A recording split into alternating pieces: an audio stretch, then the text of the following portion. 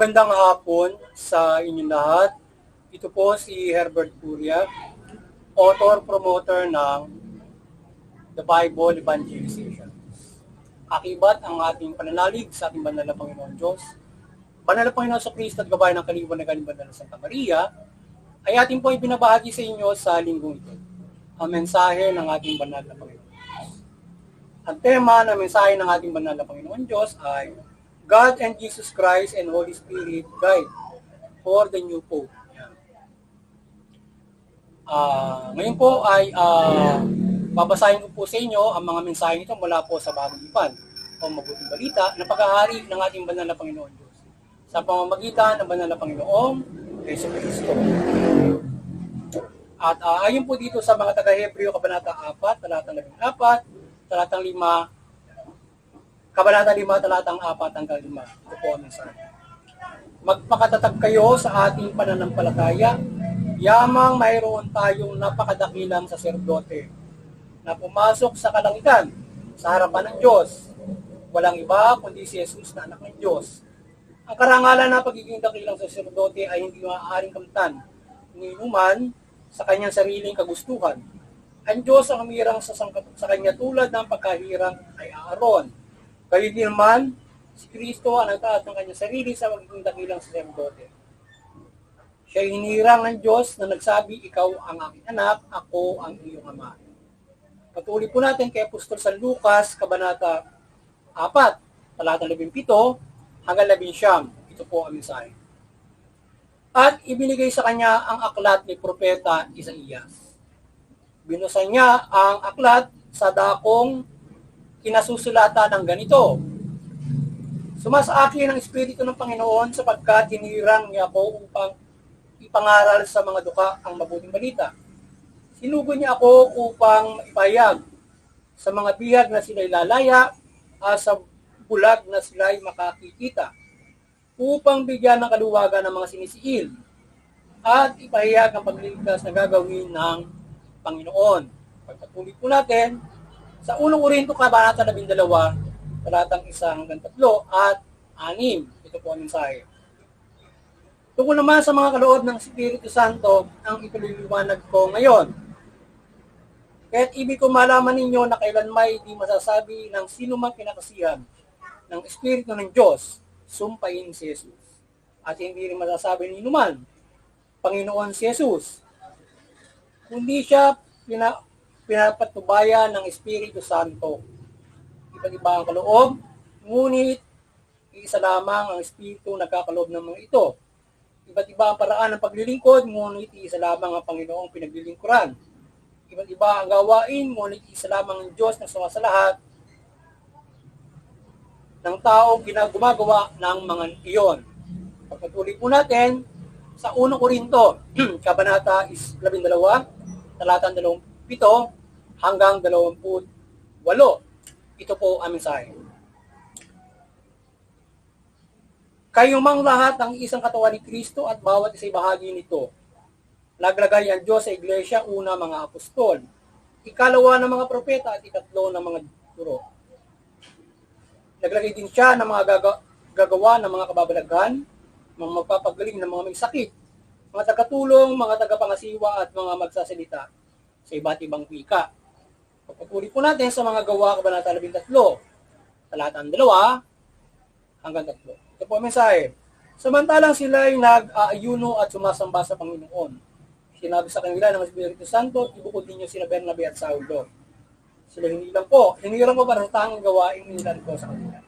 Pagkatapos nila mag-ayuno at manalangin, pinatong nila sa dalawa ang kanilang kamay at sila ay pinayaon. Ito po ang mensahe sa salita ng ating banal na Panginoon Diyos mula sa ating pagbabahagi ng mabuting balita dito sa The Bible Evangelization. Salamatan po natin ang ating banal na Panginoon Diyos, banal na Panginoon sa Kristo, banal na Espiritu Santo, at ayan. Maraming salamat po, banal na Panginoon Diyos, banal na Panginoon sa Kristo, at banal na Espiritu Santo, at gayon din po ang ating banal na Santa Maria. Maraming salamat po, mga Diyos. Ngayon naman po, sa kanyang paggabay sa atin, ngayon naman po ay paniliwanag po sa inyo ang mga mensahe ito mula po sa tema na God and Jesus Christ and Holy Spirit Guide for the New Pope. Yan. Nais pong ipabatid sa atin ng ating banal na Panginoon Diyos na ang kanyang pagtatalaga, ang kanyang paggabay, at pagpapala sa atin na partikular sa simbahan na magiging lingkod nito o magiging tagapamahala nito. Kagaya ng pagpapala ng ating banal na Panginoon Diyos sa pamamagitan ng banal na Panginoon Jesucristo, ito ay kinasiyahan din ng Espiritu Santo para ihayag ang mabuting balita. At isagawa niya ito sa paggabay at pagpapala sa atin ng banal na Panginoon Diyos. Kaya kanyang itinalaga ang banal na Panginoon Jesucristo at kinasiyahan siya ng banal na Espiritu Santo. Gayon din ang ginagawa ng Panginoon Diyos. Ganon ang ginawa ng Panginoon Diyos sa simbahan mula sa Kanya. May propeta, may guro, ang anak ng Panginoon Diyos, at may tagapagpagaling, etc., etc. At bawat isa, tao ay pinagkakalooban niya ng pagpapala ng banal na Panginoon Diyos sa pagsusugo sa atin ng banal na Espiritu Santo na siyang gumagawa upang bigyan ka ng kakayanan at pagpapala na ganyan, kagaya ng pagiging apostol, pagiging propeta, tagapagpagaling na may karamdaman, etc., etc. So yan ay ginagawa ng Espiritu Santo bilang pagpapala sa atin. So siya ang iisang Espiritu Santo ang gumagawa niyan ng iba't ibang kaloob mula sa pagpapala ng ating banal na Panginoon Diyos para sa ating lahat. Yan. So ganyan tayo ginagabayan ng ating banal na Panginoon Diyos, Panginoon Jesucristo at banal na Espiritu Santo.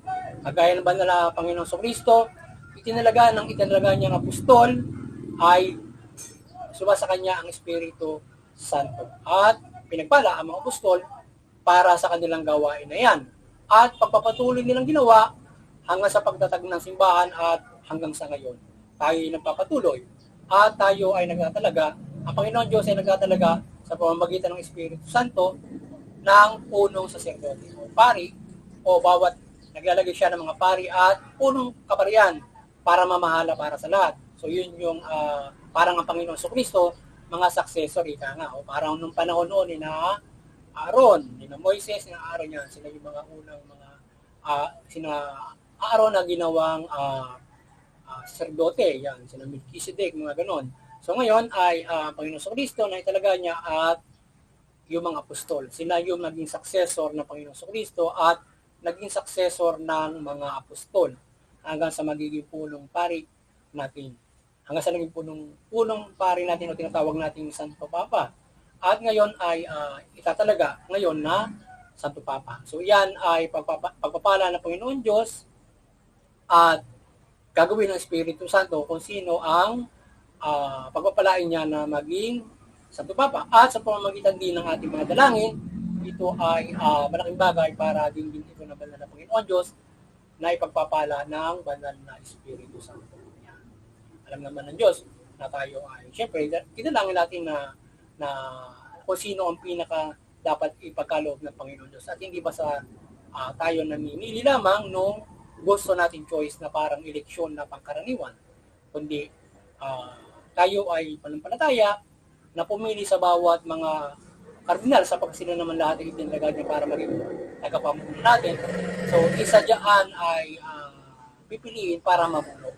Lahat naman sila ay mabubuti, magagaling. Pipili ng isa diyan na bibigyan ng iba yung kakayahan ng Espiritu Santo para makapamuno para sa lahat. So tayo ay dumalangin ng pagpapala ng lubos ng ating Panginoon Diyos, Panginoon Jesucristo, upang sa gayon ay hindi ito makurap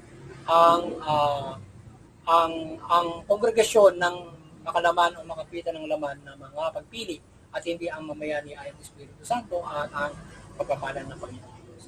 Kaya tayo mananampalataya ng lubos at sa pamamagitan ng ating pananampalataya ay hindi tayo nagkakaroon ng bias at hindi tayo nagkakaroon ng maling impluensya for who is what we want, but for the para sa pinagpapasa Panginoon Diyos natin at Espiritu Santo ang pagpapala na yan na mamumuno sa atin. Yun. At hindi magkakaroon ng mga influences for the faithful, yan, for the congregation. So, kaya nga yun ay sila ay nakasarado sila doon sa Sistine Chapel kasi para walang mabuudyok sa kanila. So, syempre bago pumasok sila, meron ng dala-dala yan. Kaya kinakailangan ay manalangin tayo na yung kanilang makaisipan ay mas lalo pang ibayuhin ng Espiritu Santo para yung kanilang piliin ay yung hindi na dapat na ididikta ng ating banal na Espiritu Santo para makapamuno. Sa kanila, sapagkat sila naman dati pare-pares na magagaling doon. So ngayon, ang pagpapala ng Espiritu Santo, ang Panginoon Diyos, ay hindi na makapamumuno sa kanila at bibigyan niya ng iba yung kagalingan, yun ang mumumuno sa atin. Kasi gagabayan sila ng Espiritu Santo to be most of every one of them with the Holy Spirit para makalagay na. So lahat naman sila pare-pares na magagaling yan. Na pare-pares para yung mga kardinal na yon, no? So pipili ang Espiritu Santo na bibigyan niya ng iba yung kakayanan para maging santo ka. So yun, tagapay ang ating pananalangin. Kaya tayo ay manampalataya na lubos sa ating mananang Panginoon Diyos. At ganyan ang gawain ng Espiritu Santo at pagpapala ng Panginoon Diyos para sa atin. Na tayo ay bilang isang katawan ng simbahan, so may iba't iba tayong kaloob. Tayo ay tagapakinig, sa lahat, may iba't iba tayong kaloob mula sa simbahan at iba't iba nating kakayanan sa ating sa pamumuhay natin sa mundo ito. Tayo ay pinagkakalooban ng Espiritu Santo na iba't ibang mga kaloob mula doon sa simbahan. Pwede ka rin pagkalooban na ikaw ay tagapamuno ng ating pamahalaan. Yan, ikaw ay mag-presidente, vice-presidente, etc. Siyempre, yung ganyan ay may halong niya. Kaya tayo dumadalangin sa ganyan din para gabayan tayo, para iluklukan tayo ng mahusay, magabayin yung mga tao kasi nga mayroong kahalong siyempre na mga focus at mga iba't ibang mga siyempre iba't ibang mga influences for yan. So, at siyempre mga pananamatala ng iba para piliin yung gano'n, diba, ng mga tao. But the people should, yung mga tao dapat magabayan ng Espiritu Santo para mapili natin yung mga magiging sa mga eleksyon ng pangkaraniwang halalan ng demokrasya, halimbawa sa bansa, ay makapili tayo ng magagaling na mga kandidato. Yan, at sana ay nagabayan naman kayo ng The Bible Evangelization sa ating pamabahagi ng mabuting balita at kayo ay naliwanagan ang inyong mga isip, ang inyong mga espiritu ng mabuting balita at kayo ay magkaroon ng malaking pag-asa sa inyong kaligtasang spiritual at isabuhay ninyo ang mabuting balita na makapagliligtas sa atin pagdating ng takdang panahon mula pang araw-araw na pamumuhay.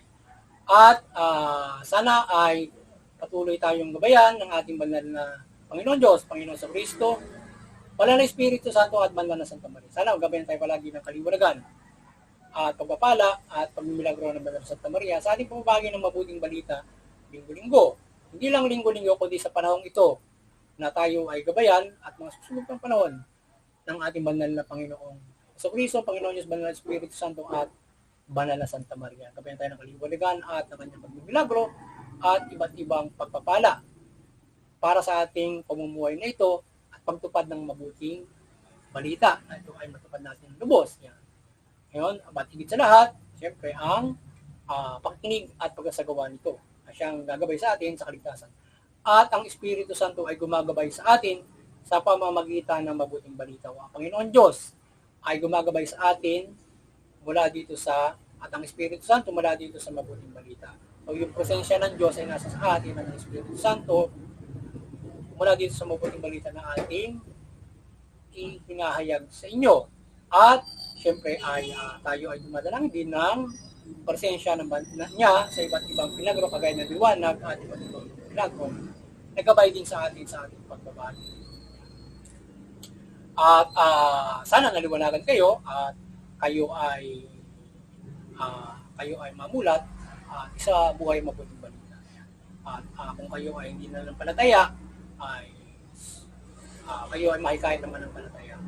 At sa ating mga nananampalataya na patuloy kayo mapagtibayo at mapanatili ang inyong pananampalataya sa ating pagbabahagi ng mabuting balita at patuloy natin masuportahan ang simbahan sa ating pagbabahagi ito at pagbabay ng kaliwanagan.